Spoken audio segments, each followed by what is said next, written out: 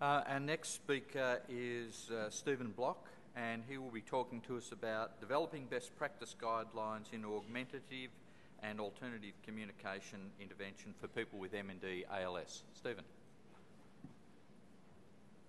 It's okay, you can applause if you like. Thank you. Okay. Thank you, everyone. It's a pleasure to be here. About 3 years ago now, I had an idea. I have lots of ideas, and many of them, thankfully, never get communicated to anybody. They just sink back again. But this was one of those ideas which I felt, as we say in the UK, had legs, which made me feel good, and I thought maybe we can go somewhere with this. And that's what I'm going to talk about today. Around that time, I was looking, researching, and talking to colleagues about augmentative and alternative communication, particularly with reference to ALS. And it's an area I've been working in both in terms of research and clinical practice for many years. And I had a sense of dissatisfaction. It was perhaps driven by the fact that I was teaching student speech and language therapists how to be good, hopefully, speech and language therapists, how to engage in AAC, and to understand the complexities of ALS.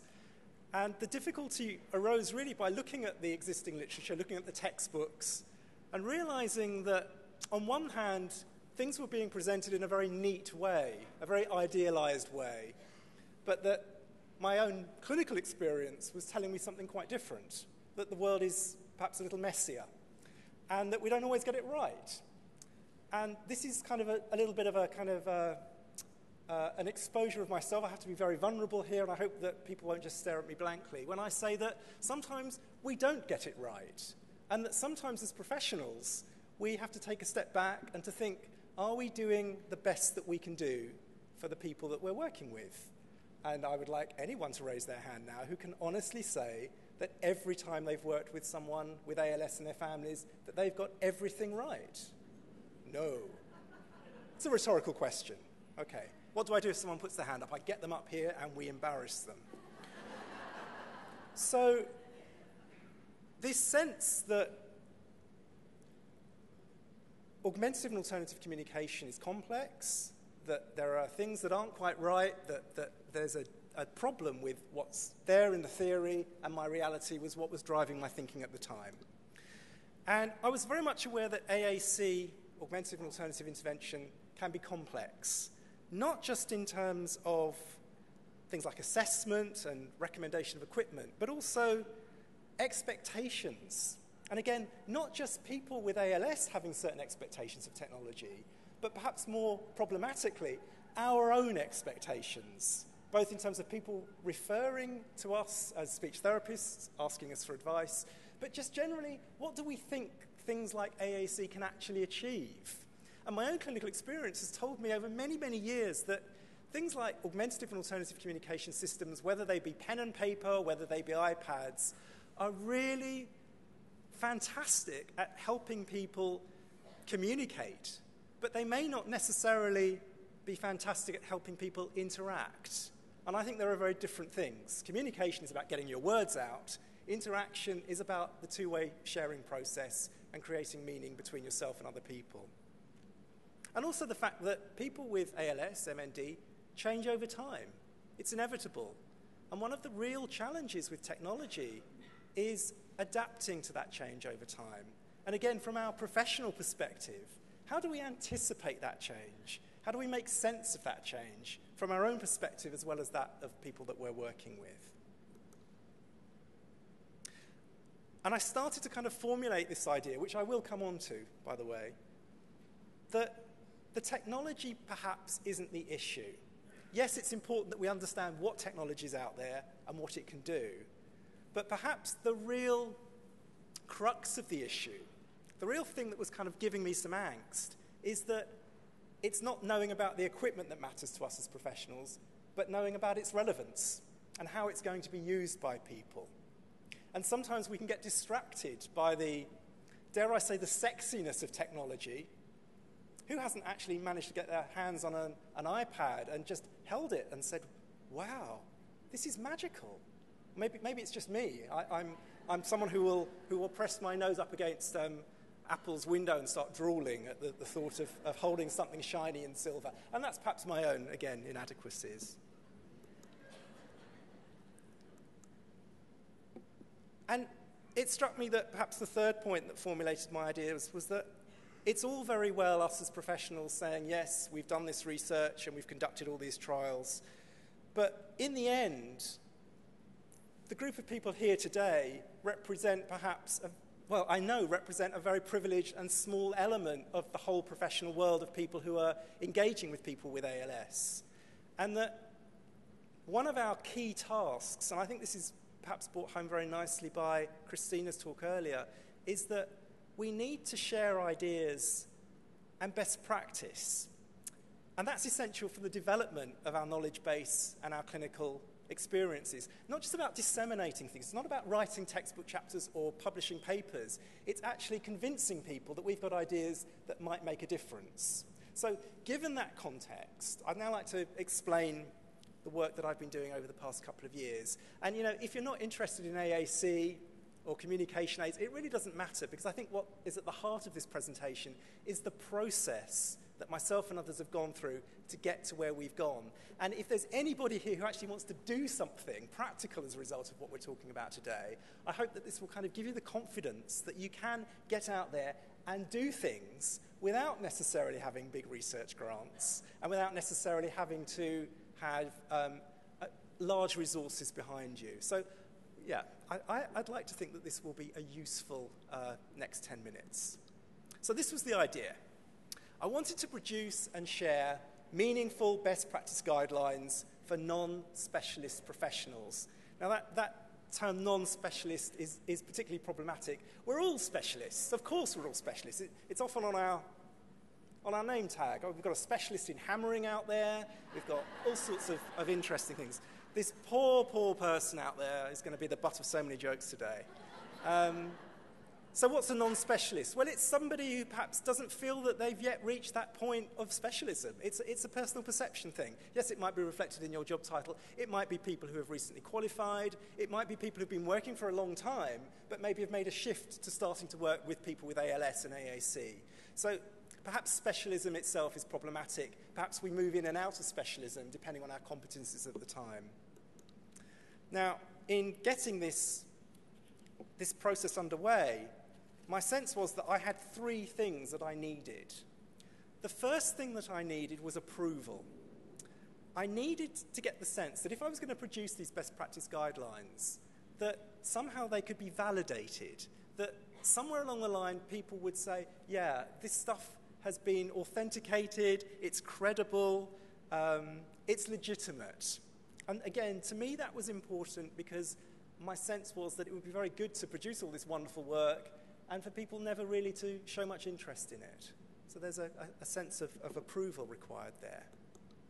Then there was a sense of needing wisdom. It's interesting that I chose mathematical formula to represent wisdom, which is a very bad thing. I shouldn't have done that. So little evidence, as Kim said earlier, in the world of augmentative and alternative communication in terms of its practical application and function. It's almost as if, oh yeah, we know how it works. People just need to be given the right kit and they'll use it.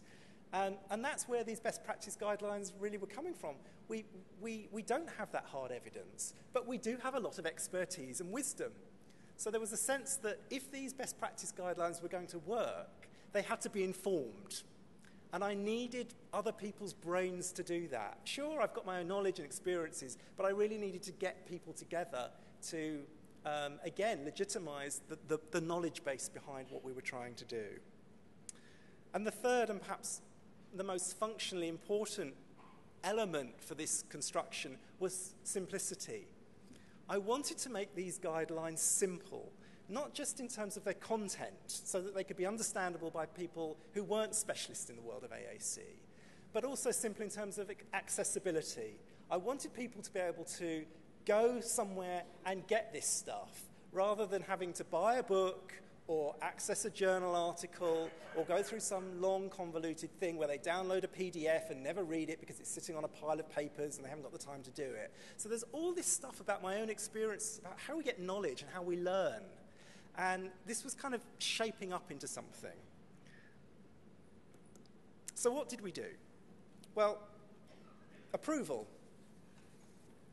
It seemed to me that the best place for approval in England, Wales and Northern Ireland, and Scotland as well. I think we've got some Scottish representatives here. I don't want to kind of cut you off. I know that there are huge issues about the state of the UK and where Scotland will go. But Scotland, you are part of my heart, and I think that's very important. Just to say that the MND Association covers England, Scotland, England, Wales, and Northern Ireland. So this is really boring stuff. I won't go into more to that. Right. Okay. So I needed approval and validation from an organisation, and it made sense to me to go to the MNDA. And that's how it started. I didn't have contacts in the MNDA. I knew people within the organisation, but I'm not a high flyer within those worlds. So all I did was email. I emailed somebody that I knew and said, please hear me out here. I've got this idea. I'd like to develop best practice guidelines for professionals, with professionals, and you involved. Can you please forward this email to the right person?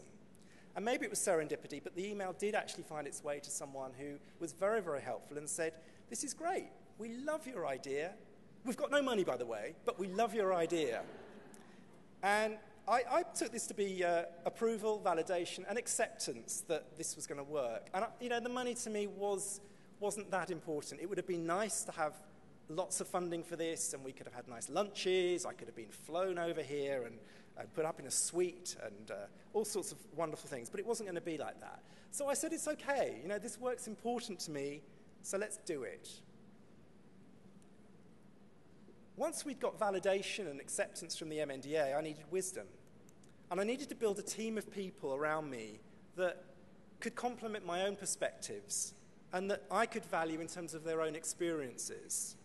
So I started looking around at who was doing what I considered to be good best practice, largely from London and the southeast where I'm based, and realized that we could just invite people up for a morning, get people together in a room, lock the door, and say nobody is allowed to leave this room until we've come up with a framework within which we can start slotting in our ideas. So there was something here about building the infrastructure.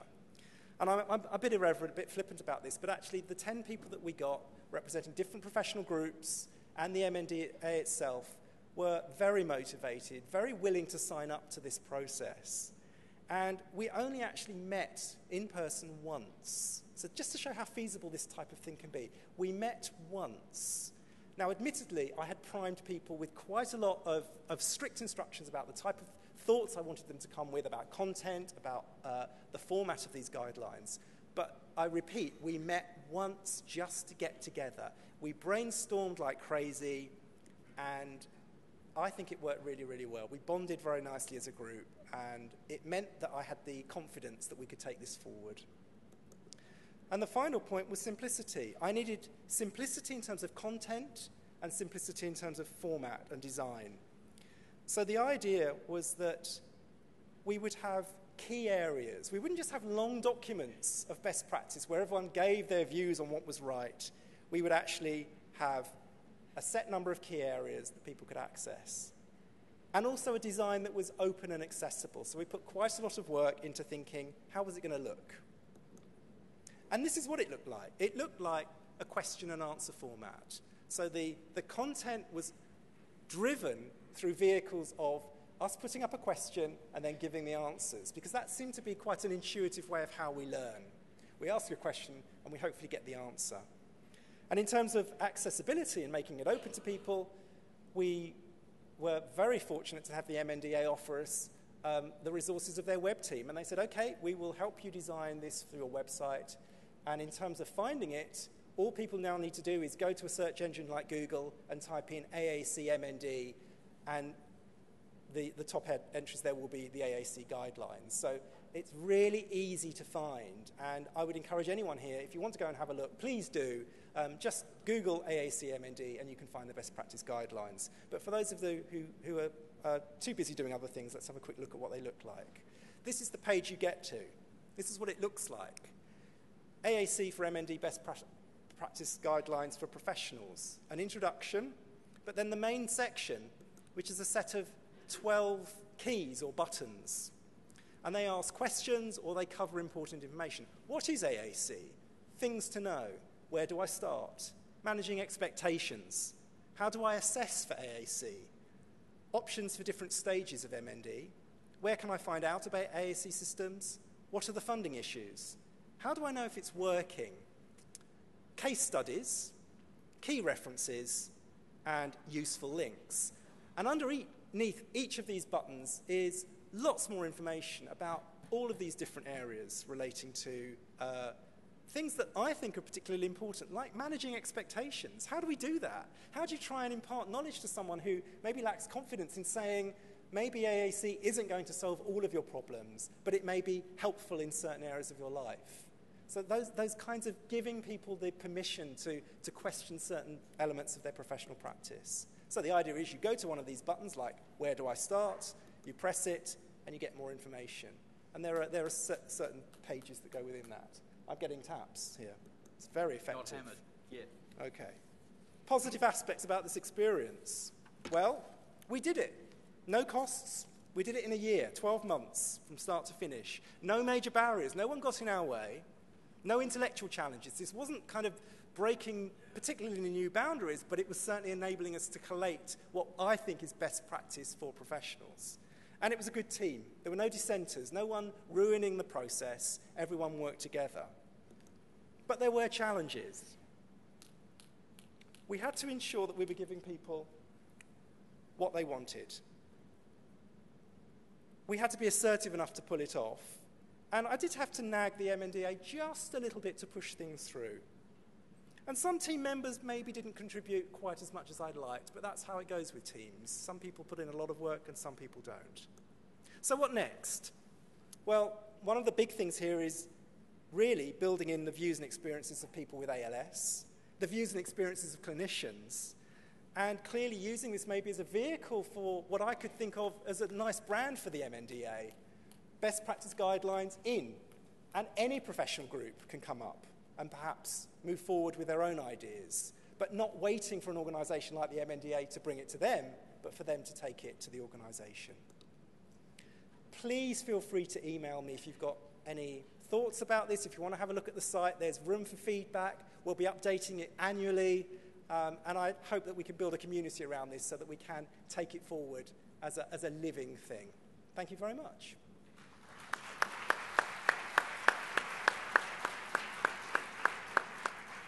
Thank you, Stephen. We've got time for 2 short questions. Or one long one. Doesn't have to be anything to do with the talk. You can ask anything. Stephen, you might have time to have another idea.